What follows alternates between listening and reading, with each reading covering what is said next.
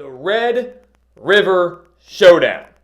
It's one of the best rivalries in all of college football, and it will be taking place in the Big 12 for the last time this Saturday as number 12, Oklahoma, takes on number 3, Texas, in Dallas. The 119th meeting between the Sooners and the Longhorns. A battle between two undefeated teams. A game that has major Big 12 title implications and college football playoff implications. This game is going to be epic. And today we're here to break down everything you need to know for this massive rivalry game. And of course share our official prediction for who takes home the win and stays undefeated. So welcome back to the Gridiron Expert, guys. We're so glad that you could join us today. As always, please continue to like, comment, subscribe, share our videos, and check out everything down in the description below, including those expert picks over on our website, thegridironexpert.com. Again, if you want guaranteed winnings, a guaranteed winning record, money right back in your pocket, this is the place for you. We have beat out over 80% of the national handicappers each of the last 5 years. We're on a 29-11 run, hitting over 72% of our bets over the last 4 weeks. So if you want guaranteed winnings, if you want to win big, this is the place for you. Go sign up. It's a full 365-day long subscription. So you sign up now, you get it all the way through week 6 of next year. It's never too late to sign up. Go take advantage of it. Win big with us today. Also, check out our Patreon account and our mailing address to send us some of your team's gear to be represented in every single Gridiron Expert video.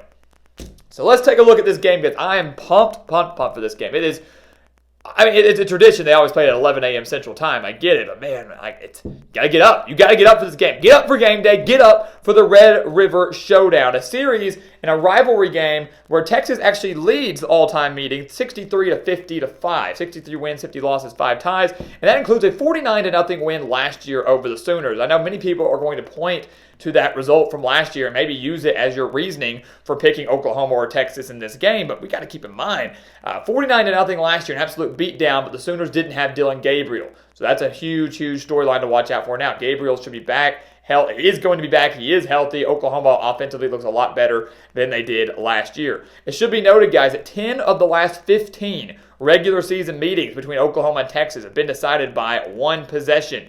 Oklahoma winning 7 of those. So historically, traditionally, this is a pretty close game, and I definitely expect it to be the case this year between two very good teams, both teams wanting this massive victory, and also the added hype and the added implication of this being the last meeting between these teams in Big 12 play as they are set to join the SEC next year.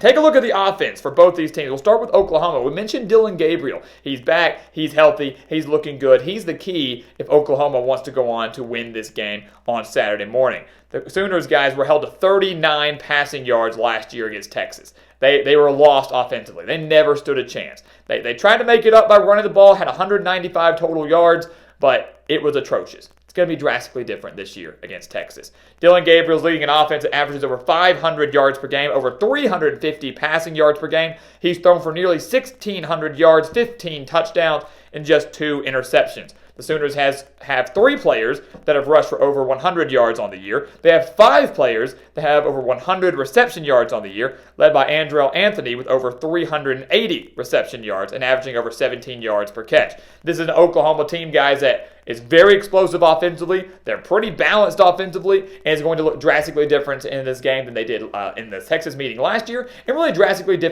looked drastically different than they did all of last year. They were solid last year. This year, drastically better, winning all 5 games so far this year by at least 14 points. Take a look at Texas. This offense is phenomenal too. What else would you expect? Over 475 yards per game on the year, 286 through the air, 192 on the ground. And that's the number that's intriguing to me, and we'll get that in a second. But when you talk about Texas, when you're talking about their offense, you got to talk about Quinn Ewers. You got to talk about their star quarterback who's thrown for nearly 1,400 yards, 10 touchdowns, just 1 interception. Quinn Ewers has been phenomenal this year. He's been taking great care of the football. He's been very accurate with the football this year, and that's a huge reason why Texas is where they are now and why Texas is a legitimate college football playoff contender. They've got some great wide receivers on the outside. Xavier Worthy, Adonai Mitchell, both have over 300 reception yards on the year, but the running game is what's really been intriguing to me. We talk about the passing game so much, and coming into this year, Texas loses Bijan Robinson. Everybody kind of freaks out and says, oh, it's a massive loss, and it was. Texas isn't going to be as good on the ground, and that has not been the case. Texas has been great on the ground. 192 rushing yards per game. Jonathan Brooks already has over 590 yards. He's going to hit over 600 yards on the year in this game against Oklahoma. 597 yards, 5 touchdowns, averaging 6.9 yards per carry, fresh off a 218 rushing yard day against Kansas last week, and he's rushed for at least 106 yards in his last 3 games.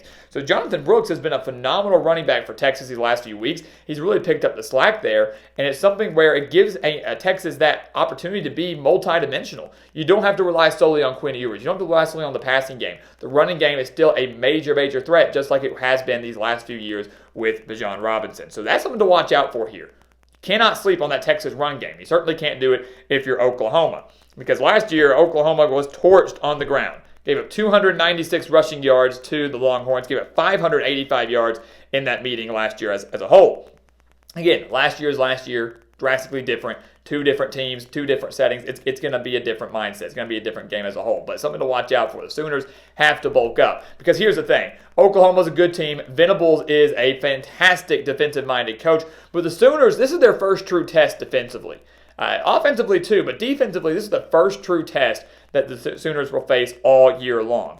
They've played Arkansas State, SMU, Tulsa, Cincinnati, and Iowa State. None of those offenses scream elite. None of those offenses scream dangerous. SMU, probably the best offense out of those 5 games that we mentioned. The Sooners did win that game by 17 points. They're only giving up 319 yards per game, 212 through the air, 106 on the ground. So if I'm Oklahoma, I'm really trying to find a way to shut down that ground game. You know Quinn Ewers is going to be accurate. You know he's going to go out there and make plays. You just got to do your best to limit him. But if you can solely take away that ground game and force him to do everything, that's going to be the key. And that's something that you have to watch out for Oklahoma here too. This is a team, guys, that is putting up solid numbers so far this year and has been racking up the turnovers. They've already forced 12 turnovers on the season.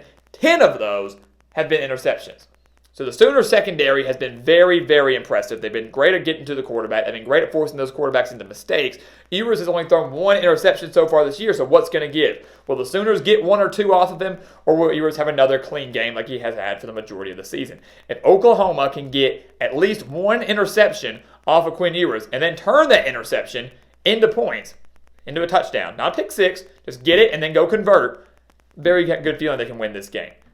But got to find a way, though, to force Ewers into mistakes while also trying to limit the ground game, limit that rushing attack that's been so dominant these last few weeks for the Longhorns. Take a look at Texas, their defense. We've been saying it all offseason and all season long. When you talk about Texas, you're talking about the offense most of the time.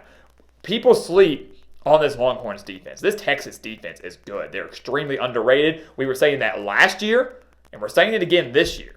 You look at the Texas numbers, guys. They're giving up only 291 yards per game, 196 through the air, 95 on the ground. So that ground game for the teams they face has just been taken out of the equation entirely. Like Oklahoma, though, this will be the best offense that Texas has seen. And many are going to go, well, what about Alabama? Right, an Alabama team that in week 2 that was still going through their quarterback carousel and really offensively this year hasn't been that great, hasn't really found their identity. Big win for Texas, but Alabama's offense nowhere near that of Oklahoma's. The Kansas offense, sure, Kansas offense didn't have Jalen Daniels. So this is the best offense that Texas' defense has seen all year long, and it's certainly going to pose a major, major threat for them. But the good thing for Texas is they've got some big dogs, man. They've got some playmakers. 13 sacks on the year. They forced 8 turnovers on the year. Jalen Ford at linebacker is a force to be reckoned with. You got Byron Murphy, the second up front on the defensive line, leading the team in sacks right now. I really don't see Oklahoma having much success running the ball in this game. I don't see them having a major day on the ground, major success because of how strong that Texas front 7 is, which means Dylan Gabriel's going to have to find a way to win this game through the air by himself. He's going to have to find a way to continue to make play after play after play, and that's going to allow the Texas defense to kind of hone in on that pass. They'll make some mistakes. They'll allow some big plays here and there, but if Texas can bottle up that run, completely limit it like they have for every opponent so far this year, it's going to set up very nicely for this Texas secondary. No doubt about it. So what's going to happen, guys? Saturday morning, college game day, top 12 showdown. One of the best rivalries in all of college football, the 119th meeting, but the last meeting between Oklahoma and Texas in Big 12 conference play. What is going to happen? I got to go with the Longhorns. I got to go with Texas to get this win for the second year in a row, consecutive victories in the Red River Showdown for the Longhorns. This game will be significantly closer than it was last year. 49-0, it ain't happening. I expect this game to be decided by one possession. I expect this game to be decided in the fourth quarter. You got an Oklahoma team that's much better than they were last year, and really last year wasn't all that bad, just couldn't find a way to win the close games. 6-7, had a lot of one-possession losses, but an Oklahoma team that's healthy, out for revenge, will not get embarrassed again. You got a Texas team that certainly wants to win. Both teams want to win this game, but a Texas team that knows what's at stake, knows they've got to keep winning to keep those playoff hopes alive. They are going to deliver. Texas, to me, is the better team on both sides of the ball. They are the more experienced team on both sides of the ball, and also the more battle-tested team so far this year, just based on strength of schedule and who they have played. Give me the Longhorns to win an instant classic in Dallas. It's going to be a fun one. It's going to be epic, but the Longhorns stay undefeated and continue their quest, continue their journey to make the college football playoff. So guys, as always, thank you so much for watching us here at the Gridiron Expert on YouTube. Make sure to continue to like, comment, subscribe, share our videos, and check out everything down in the description below, including those expert picks over on our website, thegridironexpert.com. Again, if you want our spread picks for this game and so many others, spread picks that are on a 29-11 run over the last 4 weeks, this is a place for you. Guaranteed winnings, best picks in the country, beating out over 80% of the national handicappers. Guaranteed winnings, guaranteed money right back in your pocket. Go check it out. Again, the link down in the description below. And once again, guys, as always, thank you so much for watching, and we'll see you next time right here on the Gridiron Expert.